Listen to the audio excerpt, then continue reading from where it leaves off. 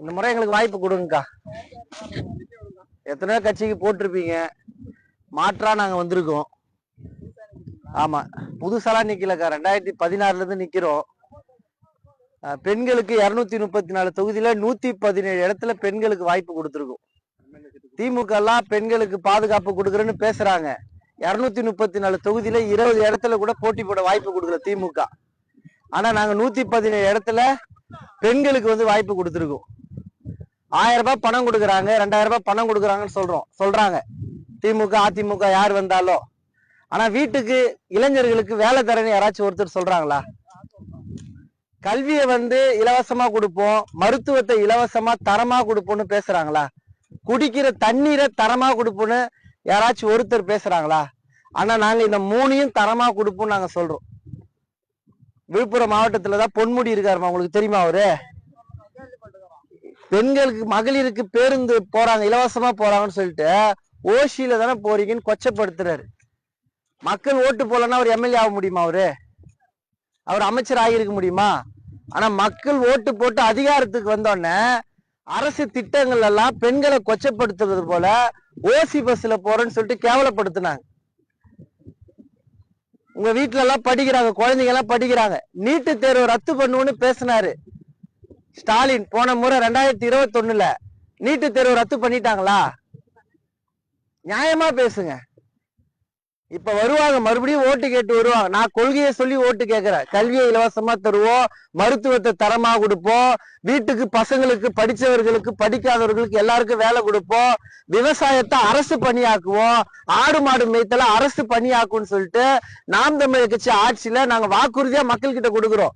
ஆனா அவங்க வீட்டுக்கு வரும்போது என்ன பண்ணுவாங்க தெரியுங்களா? வீட்டுக்கு நைட்டு நேரத்துல இரவு நேரத்துல வந்துட்டு கதவை தட்டி ஓட்டுக்கு எத்தனை ஓட்டு, ஒரு வீட்டுக்கு எத்தனை ஓட்டுன்னு கேட்பாங்க. 4 ஓட்டா, 1000 ரூபாய் ஒரு ஓட்டுக்கு பணம் கொடுத்து ஓட்ட வாங்க பாப்பான்.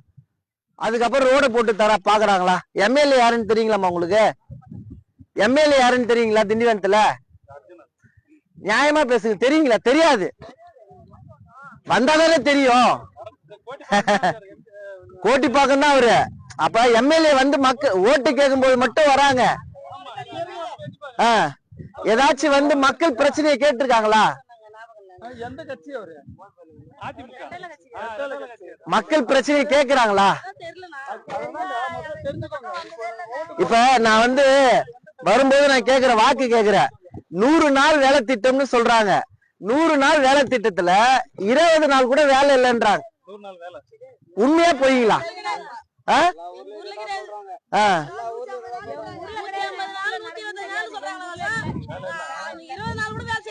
வேலை செய்யல. நீங்க யோசிச்சு பாருங்க.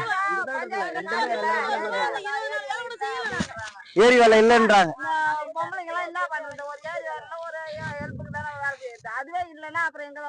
அப்படி வேலையே கொடுத்தாலும் ஒரு 100 நாள் வேலை திட்டத்துக்கு எவ்வளவு பணம் கொடுக்குறாங்க? வேலை செஞ்சா ஒரு நாளைக்கு எவ்வளவு தராங்க? அதுல கமிஷன் பிடிக்காம பணம் உங்களுக்கு முழுமையா வருதா? உண்மையா சொல்லுங்க. அப்புறம் ஊழல் மிக்க ஆட்சியா இருக்குல்ல, அதுக்கு ஏன் நம்ம ஓட்டு போடணும்? இந்த ஒரு முறை வாய்ப்பு கொடுங்க. தமிழ்நாட்டுல வந்து பெண்களுக்கு பாதுகாப்பே இல்ல. நிச்சயமா போடுங்க. அவ்வளவுதான்.